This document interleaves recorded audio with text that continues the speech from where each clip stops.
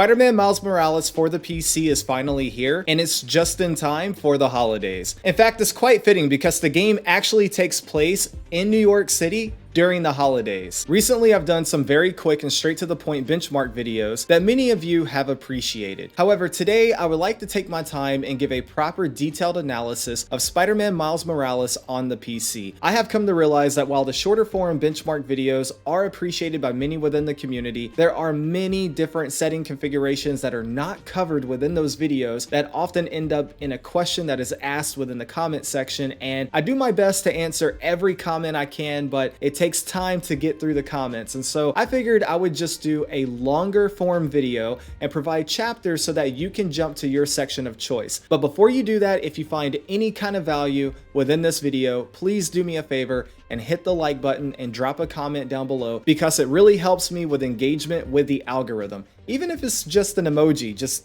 say something in the comments, please. Now, with all of that out the way, here's the hardware we'll be testing with today. So the main thing you need to pay attention to is the CPU is the AMD Ryzen 5800X 3D, and the GPU is the NVIDIA RTX 3080 10GB model, and all the components within my system are liquid cooled in a custom water cooling loop, and I do have my 3080 undervolted so that I can have my temperatures as low as possible on the GPU. So Spider-Man Miles Morales really builds onto what Spider-Man Remastered has already done back in August. So you get all the same benefits as Spider-Man Remastered on the PC. This includes exclusive full screen, ultra widescreen support, ray tracing, DLSS, FSR, and the list goes on and on. Basically, if you had it in Spider-Man Remastered, you have it here in Miles Morales. And also, if you could run Spider-Man Remastered on your hardware, you'll definitely be able to run Spider-Man Miles Morales. In fact, Spider-Man Miles Morales probably runs just a little bit better because it's not as demanding with no leaves on the trees or anything like that, as it is taking place within the winter. In fact, Digital Foundry even confirmed this in their video. They said Miles Morales performs about 5% better on average when compared to Spider-Man Remastered.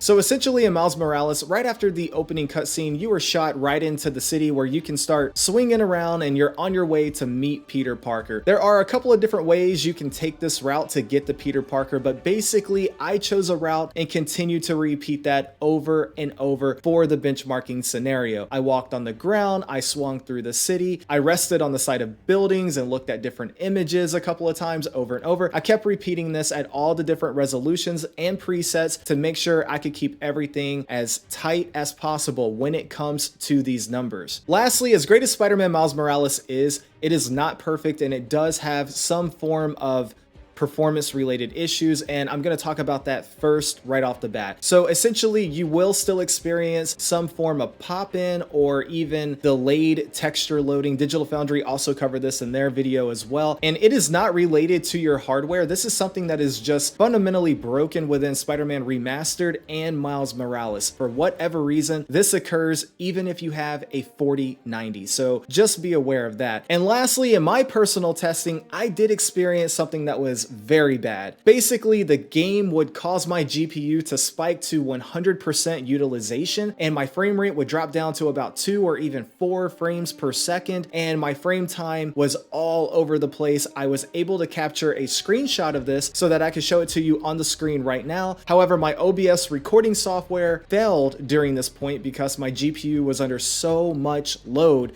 So unfortunately, I was not able to actually capture gameplay footage of this. But the only way I was able to make this happen was by cranking everything up to the very high preset and then using DLSS Performance mode. And that's when I was able to make this happen on more than one occasion. Again, I was not able to record it, but that's what happened for me during my testing. So just be mindful, this could happen to you. Now, with that exhaustive intro out the way, let's talk about the 3080 and the 5800X 3D and Spider-Man Miles Morales on the PC. Very high preset. At 4K, the average frame rate is 73 FPS with a 1% low of 55 FPS.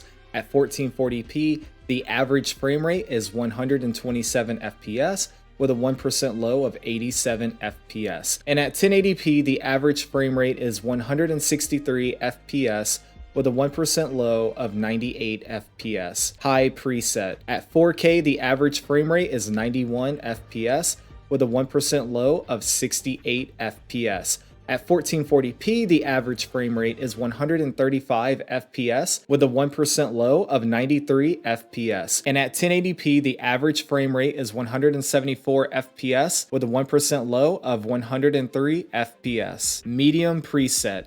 At 4K, the average frame rate is 92 FPS with a 1% low of 70 FPS. At 1440p, the average frame rate is 146 FPS with a 1% low of 97 FPS. At 1080p, the average frame rate is 180 FPS with a 1% low of 107 FPS. Low preset. At 4K, the average frame rate is 97 FPS with a 1% low of 70 FPS. At 1440p, the average frame rate is 159 FPS with a 1% low of 106 FPS. At 1080p, the average frame rate is 194 FPS with a 1% low of 118 FPS. Very high preset, DLSS quality, no ray tracing. At 4K, the average frame rate is 91 FPS with a 1% low of 39 FPS. At 1440p, the average frame rate is 159 FPS with a 1% low of 96 FPS. At 1080p, the average frame rate is 182 FPS with a 1% low of 94 FPS. Very high preset, DLSS Performance, no ray tracing. At 4K, the average frame rate is 104 FPS with a 1% low of 75 FPS. At 1440p, the average frame rate is 169 FPS with a 1% low of 95 FPS. At 1080p, the average frame rate is 177 FPS with a 1% low of 101 FPS. Very high preset, ray tracing on, medium shadow quality, high reflections, no DLSS. At 4K, the average frame rate is 41 FPS with a 1% low of 19 FPS. At 1440p, the average frame rate is 75 FPS with a 1% low of 33 FPS. At 1080p, the average frame rate is 83 FPS with a 1% low of 27 FPS. Very high preset, DLSS quality, ray tracing on, medium shadow quality, high reflections. At 4K, the average frame rate is 83 FPS with a 1% low of 63 FPS. At 1440p, the average frame rate is 81 FPS with a 1% low of 33 FPS. At 1080p, the average frame rate is 88 FPS with a 1% low of 35 FPS. Very high preset, DLSS set to performance, ray tracing on, medium shadow quality, high reflections. At 4K, the average frame rate is 48 FPS with a 1% low of 25 FPS. At 1440p, the average frame rate is 77 FPS with a 1% low of 28 FPS. And finally, at 1080p, the average frame rate is 82 FPS with a 1% low of 29 FPS. Wow, that was a lot of data, so let's try and unpack it a little bit. You might have noticed DLSS Performance actually performed worse than DLSS Quality.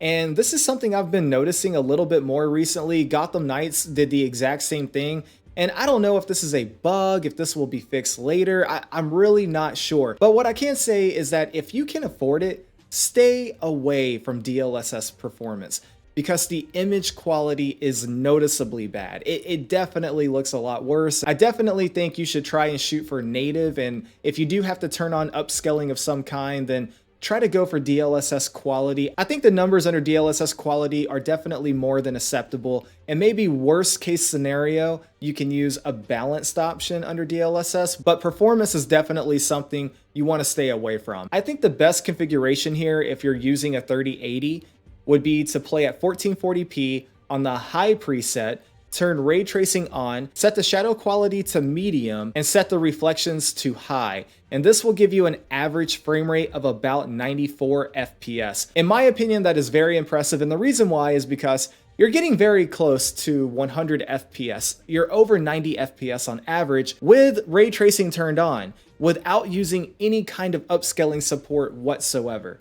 That's impressive, and that is overall a really good gameplay experience. And yes, reflections do matter in this game under ray tracing. Here's some footage on screen right now showing you ray tracing on versus ray tracing off. And as you can see, it is a massive difference in terms of overall reflection qualities. I would say if you're open to playing at 1440p, or if you can play at 1440p, depending on your monitor and hardware, then try this out. Put it on the high preset, turn on ray tracing, stay away from upscaling, and give it a shot. I know Digital Foundry share their optimized settings, and so maybe you can try that out as well, or maybe I can try that out. Let me know if you want to see that down in the comment section down below.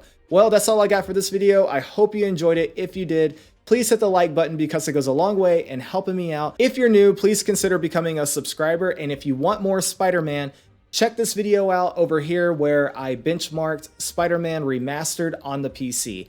And until next time, E-Rock out.